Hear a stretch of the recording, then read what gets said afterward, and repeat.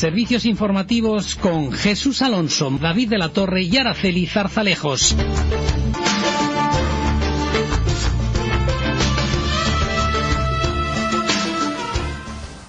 El pasado 29 de junio, sí, realizamos un taller para filosofía que se celebró en la residencia, la Casa de la Cultura de Macron. Y bueno, pues nos juntamos una serie de personas interesadas en lo que es la filosofía práctica para mejorar, entender la vida y vivirla plenamente. No fue demasiado copiosa la asistencia, pero bueno, estuvimos aproximadamente una docena de personas, que así nos permitió intervenir a cada uno que le apeteciera en cada momento. Entonces, a nosotros, la Radio Morata, o la Asociación Cultural Morateña, nos interesa promocionar este programa, pero no por promocionarnos nosotros ni promocionar los programas, sino por llevar un mensaje bastante interesante para las personas que estén interesadas en conocerse a sí mismas, en cambiar muchas veces los puntos de vista de la vida cuando él esté en un ciclo de incomodidad o de sufrimiento. En fin, que sepa que hay algo, que hay herramientas que se pueden tomar no como aspirinas, sino sí a base de pensar y de observar la vida, y para eso nos tienen que enseñar. Y ese es uno de los motivos que pusimos como entrada, que no queremos enseñar filosofía, sino a utilizar la filosofía. Entonces, ya después de este rollito, entro a saludar a las personas que nos acompañan hoy. Isabel Carrera. Hola, buenos días. Matilde Pina. Buenas. Y Isidoro, te lo digo yo. Araceli, Isidoro Vallecillos. Es que iba a decir también Araceli. Pues Araceli, puedes intervenir, aunque ella no estuvo. No estuve, y es más, el tema de la filosofía me gusta, pero no es mi fuerte, no sería capaz de llegar ahí donde estáis vosotros, ya te lo digo. Bueno, no es un tema de profundidades, para eso tenemos a los profesores y yo voy directamente a la luna, o sea que en ese sentido, bueno, igual. Y la verdad fue muy interesante, porque hablaron de los filósofos más como en qué ambiente se creaban, pues, los grandes filósofos griegos, y me gustó el tema que dijo, así como de cháchara entre ellos. En un principio era una conversación del balneario, de la plaza, era un intercambiar ideas, que eso es lo que ha ido haciendo la cultura del ser humano, el controlar la conversación, las palabras, y exponerlas y intercambiarlas con otras personas, ¿no? Desde luego bonito es, sí. Reconozco que es muy bonito, pero hay que centrarse y decir voy a ponerme con ello. Aunque en esto Isidoro siempre me ataca mucho, porque él le da más profundidad. Claro, él estudia filosofía, yo no, y él le da más profundidad al tema. Espero que el ataque no se tome como... No, perfecto. Como ataque, ¿no? La filosofía siempre es crítica, ¿no? Siempre es... Entonces, yo el otro día hablando con Jesús Gonzalo y tal, ¿no? Me dijo, vamos a apartar un poco la crítica cuando estemos en el grupo y todo eso, y le dije, ¿me permitirás criticarme a mí mismo antes de salir de mi casa? Dijo, entonces eso sí, ¿no? Matilde, ¿qué tal te pareció el día? A mí me gustó muchísimo, y entonces es algo que aprendes, porque siempre tienes que aprender. Y tienes bastante que aprender en estos casos, cuando eres una neófita como yo en este caso, que no tengo de filosofía ni nada de idea. Sí que he leído porque me gusta, sí que me interesa el tema, y sí que me gusta meterme en profundidades, pero a veces son tan profundas que no puedo salir o no sé salir. Entonces lo que está claro es que fue una forma de aprender algo. Yo, por ejemplo, después estuve capacitando sobre ello, recapacitando, y estuve pensando en lo que yo podía pensar de lo que había estado escuchando y de lo que podía haber estado oyendo, y saqué una conclusión, y esa conclusión es que efectivamente pues sí, la filosofía es muy importante y que efectivamente tenemos algo en común todos los seres, y en ello puede ser la filosofía un puente, digamos, de unión entre todos, porque todos tenemos un filósofo dentro, eso está claro, aunque no lo descubramos, sí, y aunque no queramos llevarlo para afuera. Todos tenemos, porque todos en un momento hemos tenido algún pensamiento profundo. Luego, eso ya para mí es filosofía. Entonces, que te hagas preguntas, sin lugar a dudas. Que a lo mejor unas veces te las puedes contestar y otras no, sin lugar a dudas.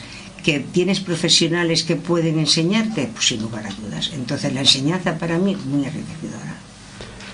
Muy bien, o sea que invitaríamos a más gente, interesa gente, es interesante que estar allí 2 horas, 3 horas. Sí, yo sentí no poder estar las 3 horas. Sí. Yo lo sentí. No poder estar más tiempo. Él estuvo, yo eché en falta, y eso fue culpa mía y de los que lo organizamos, de gente joven, porque teníamos que haber ido antes al instituto. Cuando bajamos al instituto a invitarlos al taller, pues ya todo el mundo había recogido las notas, estaban recogiéndolas, los profesores habían ido, y sí salió una cosa muy buena del conjunto, y es que constatamos que hay que buscar a la gente joven, que hay que tratar de traerlos al grupo, y sobre todo porque tenemos un instituto ahí, y la radio puede ser un punto de enlace con el instituto, y eso me gustó.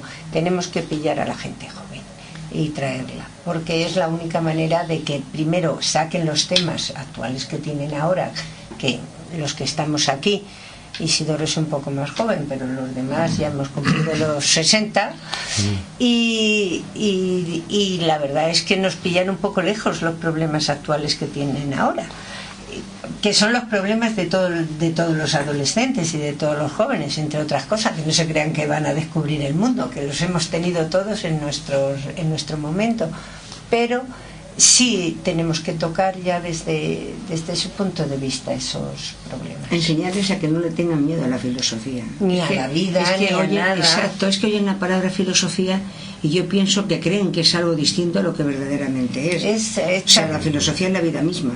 No es otra cosa, es un principio y un fin, pero es la vida misma. Entonces pueden aportar muchísimas cosas los jóvenes, efectivamente, y es que les da miedo. Yo pienso que es como, por ejemplo, no sé, las matemáticas. A unos sí les gusta mucho, son matemáticos, pero por ejemplo la gramática o la cultura de los escritores, la literatura, que no me salía la palabra, perdón. La literatura, pues a muchos les da miedo la literatura, y la literatura es fabulosa, es preciosa. Yo aprendí mucho con la literatura, de lo poco que sé. Evidentemente, la literatura, los libros, la filosofía, es la acumulación de experiencia de la humanidad. Entonces, ese mundo está por descubrir en la mayoría de las personas. Y pasa un fenómeno un poco peligroso, que aquel que no entiende este tipo de mundo, que está homologado por 2400 años de experiencia, se crea su propio mundo. Y si se crea su propio mundo, se crea su propia moral, y empieza a funcionar con una serie de creencias que coge de aquí, palabras allí, allá, y se forma un tinglao importante, de manera que no llegaran muchas veces nada más que a la frustración. Entonces, este es un punto, es una palanca, en caso de jóvenes, de que no se creen ningún mundo, que no se creen que son los descubridores, no se crean, sino que lo que tienen que hacer es ver lo que existe, el pensamiento, que además que no es complicado, no está explicado de una manera farragosa ni nada, es muy sencillo, y llegar a la conclusión de pensar que quién es él, para qué está, ¿Qué hace. Son preguntas que ni se hacen, ¿Qué hacen en este mundo ahora? ¿Qué futuro es? ¿Qué hago? En fin, esas preguntas están los adolescentes respondidas. no se las pueden hacer. No, tienen a su alrededor. No, los adolescentes están pensando siempre en el futuro, es lo normal. Bueno, el adolescente y pero no adolescente, es que tienen la sensación de saberlo todo. Sí. Entonces, no es la época de la vida para preguntarse nada, la adolescencia. Es que efectivamente... Sí es la base para luego crear un mundo, pero todas esas experiencias, como en la adolescencia buscan, pues un sitio donde buscar es aquí, es en el pensamiento.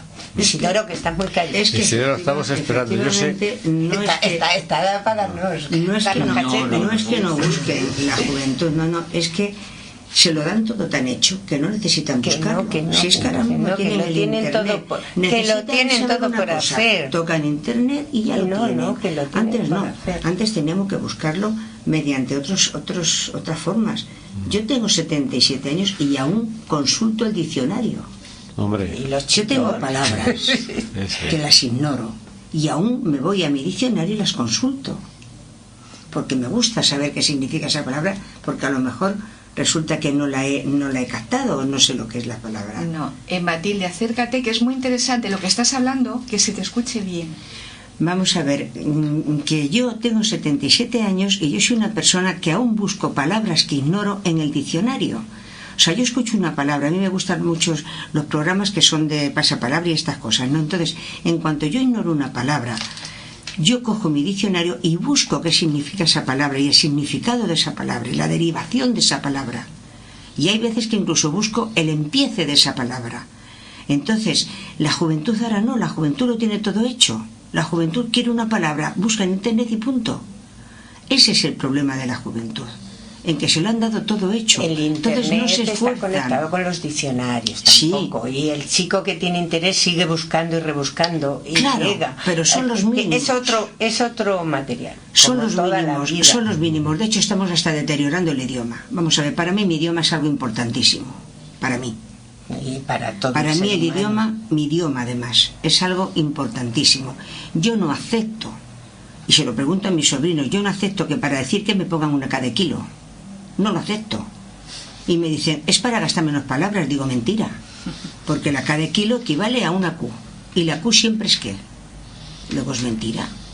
No es que busquen menos palabras, no, es que se están buscando otro idioma. Se están buscando una forma de hablar entre ellos. Y eso es hermoso. Sí. Y es Sí, básico. Isabel, es hermoso y básico, pero Es parte. estamos perdiendo otras cosas a la vez. Yo creo que Y otra búsqueda a la vez. Yo pienso que sí, cada uno tenemos nuestra opinión, claro. en la adolescencia se hacen miles de cosas y muchas tontas, No muchas son ya tan bonitas. adolescentes, los que escriben con- Bueno, es que con- hablamos de adolescencia que y con antes cada hablábamos kilo, de 12 a 16 años. ahora Ahora hablamos hablamos hasta los 30. Ahora tienen hasta los 40, son adolescentes. Lo que se nota una deficiencia importante es en la aminoración de la disciplina. La disciplina es, bueno, tiene muy mal cartel, pero es muy necesaria, porque es lo que nos mantiene. La diferencia que hay entre una persona que tenga disciplina y no es inmensa. La concreción, no sé, el pan y el vino, y efectivamente yo lo estoy perdiendo. Y yo lo digo porque, bueno, me puedo también hacerme una crítica. Comparar. Sí, porque a veces no soy muy estricto en ciertas cuestiones, pero que sí, que es necesario, que es de desear, pues sí. Y eso es relativamente a quien está creciendo, que son los niños, y es la base. Isidoro, estás... No, yo os escucho y... Por eso. Bueno, Matilde dice, me hago muchas preguntas y algunas no las sé contestar. Eso es la filosofía. La filosofía siempre es la pregunta. La respuesta es sitio de paso. Si me encuentro una respuesta, vuelta a empezar. Voy a buscar otra pregunta, ¿no? Bueno, yo la filosofía la veo como, o sea, por la filosofía no es un intento por nuestra parte, no es un intento de de enseñar. Yo lo llevaría más a la teoría de la reminiscencia de Platón, ya así hablamos un pelín de filosofía, ¿no? Que pensando él y creyendo en la reencarnación, pues decía que nosotros cuando aprendemos no aprendemos cosas nuevas, sino que recordamos lo que ya sabíamos. Entonces es el intentar un recuerdo. La filosofía, si tiene algo bonito que hacer, es el despertar algo dentro de una persona, y eso se despierta pasando de esta jaula que es la tele esta que tenemos, los móviles, lo otro, que nos dan un montón de posibilidades, pero en realidad lo que están haciendo es creándonos una jaula a nuestro alrededor que nos reduce el mundo y en el que todo está claro. Eso si lo unimos a determinadas edades en las que todo va más deprisa y a todo se llega de forma inmediata, pues se llega a respuestas fáciles que no son respuestas. Y entonces, si la filosofía tiene algo bonito que hacer, pues es plantear una reflexión que quite alguno de estos barrotes que tenemos a nuestro alrededor, y que al mismo tiempo que nos ponga cosas en duda y nos cree inquietudes, pues nos muestre que la caverna, si no salir de la caverna, sí que podemos salir a una caverna más grande, y luego a otra más grande, y luego a otra más grande, y tenerla nosotros y compartirla con la gente con la que convivimos, ¿no? Se me ocurre esto. Muy interesante que saque esa colación el tema de la caverna, porque yo creo que ese es el principio didáctico que tenemos nosotros, o que podemos utilizar nosotros para iniciar cómo entender la filosofía. Pero fíjate solamente esto. Fíjate la caverna, ¿no? La caverna de Platón. Eso es, hay que explicarla un poquito. La decimos muy poquito, ¿no? Sí. Hay una serie de gente que está dentro de una caverna, está sentada frente a un muro, y en lugar de ver la realidad, está viendo las sombras de lo que pasa en la realidad, porque en la realidad pasa la gente, pasan las cosas, y todo esto se proyecta en una pared por medio de la luz que entra en la caverna y se proyecta en una pared. Esta gente está sentada ahí y lo está viendo en la pared, y se cree que eso es la realidad. Entonces esta gente de alguna manera está esclavizada, está atada. Entonces uno de ellos se suelta, tiene la posibilidad de volver la cabeza, tiene la posibilidad de mirar hacia atrás, incluso de asomarse fuera de la caverna y de darse cuenta que lo que estaban viendo en la pared pues es una proyección de la realidad, pero no es la realidad. Y cuando vuelve, porque a mí esto me parece tan interesante como lo anterior, y cuando vuelve y les dice a sus compañeros, eso no es la realidad, ¿no? Lo que estáis viendo en la pared de la cueva, la realidad está fuera, asomaros fuera de la cueva. Es que, por hacerlo muy deprisa, él había sentido un tremendo dolor en los ojos al ver la luz, y dice, os van a doler los ojos, pero salid fuera porque ahí es donde está la realidad. El sistema de poder que existe dentro de la caverna, el sistema de estatus de cada persona, los intereses de cada persona y las inseguridades de las personas que están allí, hacen que se reaccionen violentamente contra él, ¿no? Déjanos en paz, estamos a gustito en nuestra caverna, estamos calentitos, llevamos toda la vida aquí, no vengas ahora a levantarnos ya está aquí, el tema, ¿no? No sé si lo he explicado bien, Jesús González lo explica mejor, ¿no?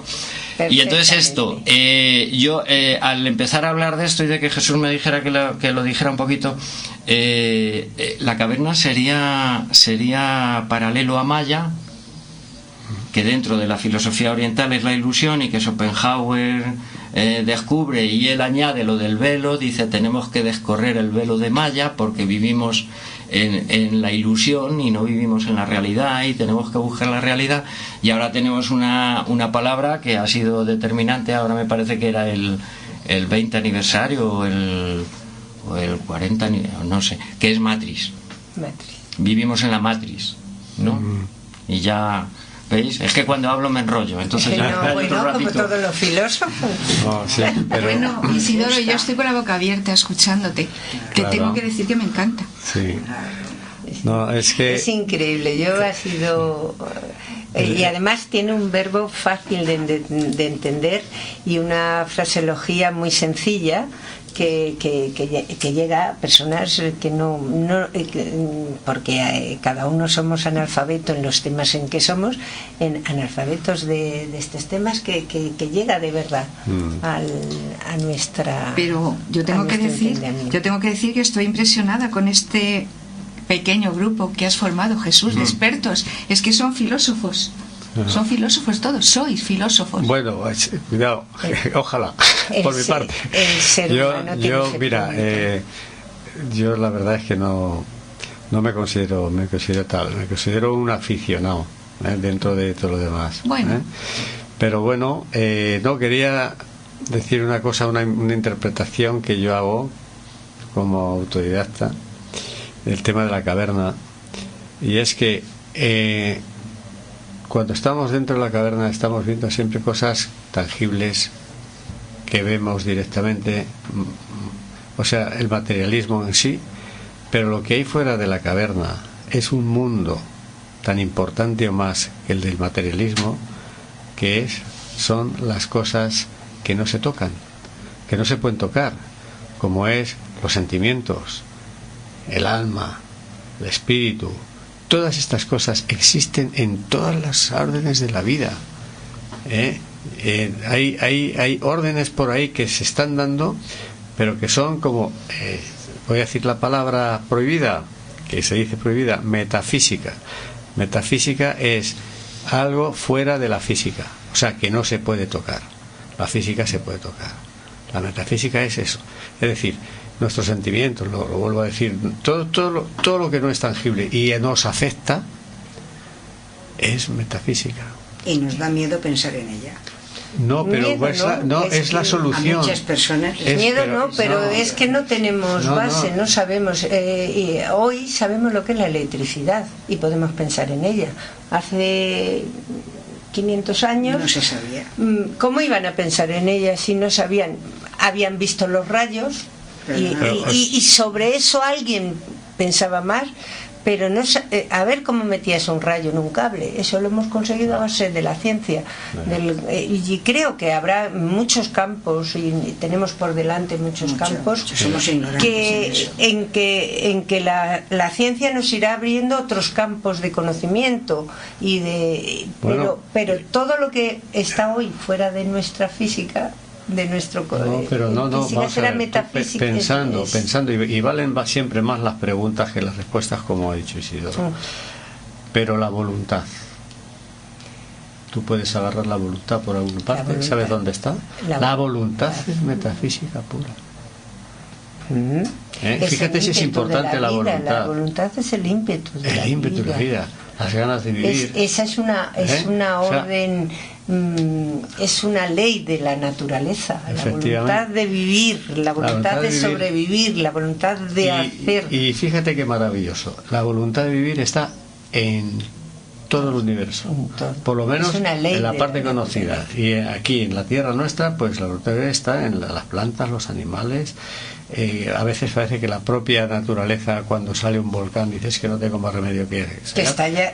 Hay que estallar, pero eso yo lo pongo como metafísica, eso es física, un trayazo de mucho cuidado. Pero todo lo que se relaciona a lo que es la parte inteligente, si veis, estudiáis un poco las plantas, la naturaleza, parece que son inteligentes.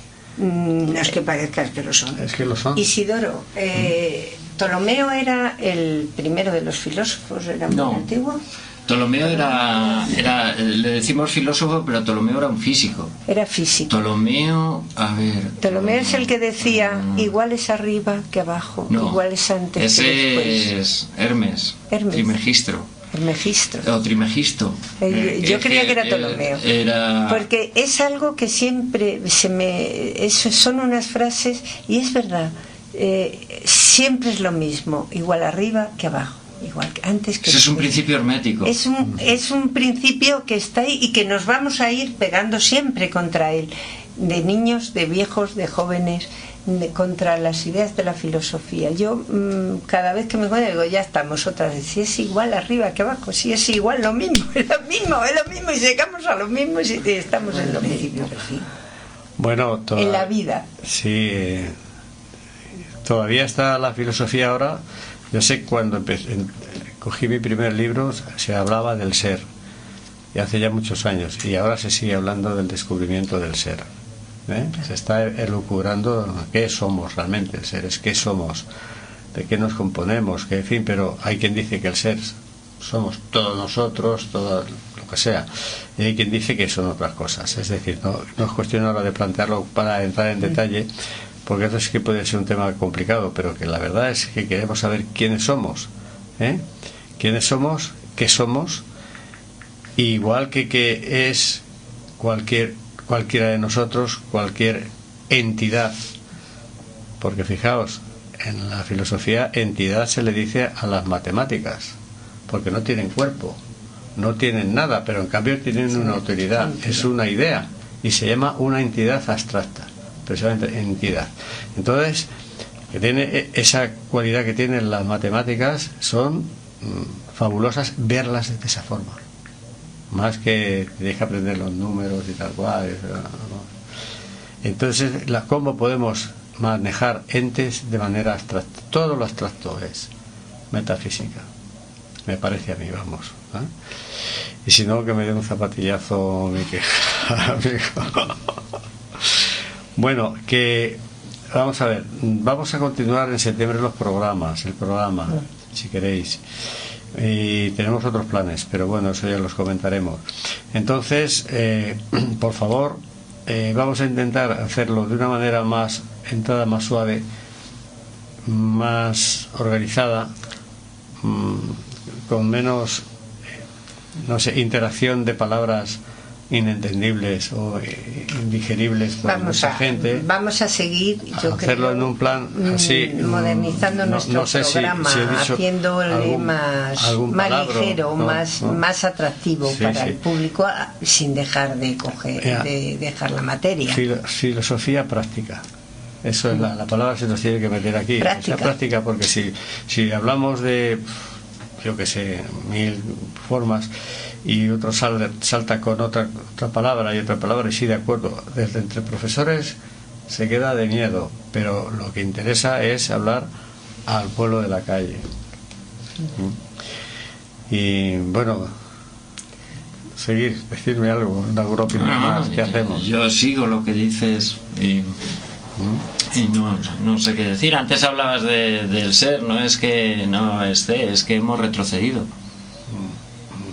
O sea, no, aquí no hay un paso atrás. Todos los pasos son para adelante, aunque parezcan que son para atrás. Lo discutimos. La humanidad va para adelante. No va para atrás. No, en absoluto. Ha partido de un punto y va a otro. En ese sentido, no. Además, el otro día yo reflexionaba por qué ocurre que perdemos el ser y por qué ocurre que perdemos la espiritualidad, ¿no? Y es un tema que podemos hablar en algún momento, porque estamos más perdidos que nunca en ese sentido. Sí. Pues es que eso es como si estuviera prohibido.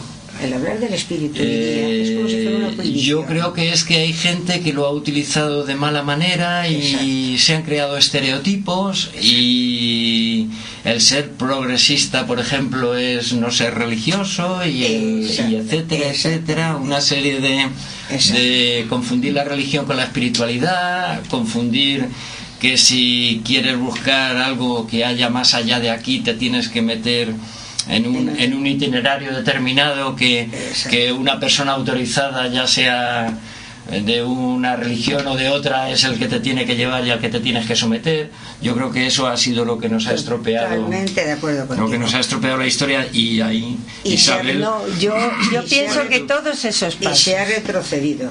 Antes la propia espiritualidad no la daban nuestros padres. Empezaban desde pequeños. Pero tampoco. Era una religión cerrada. Bueno, una religión cerrada hasta cierto punto. Ellos no te obligaban. A mí mis padres nunca me han obligado a ir a misa. Socialmente, no que te obligaran, sino socialmente eras inducido a ese camino.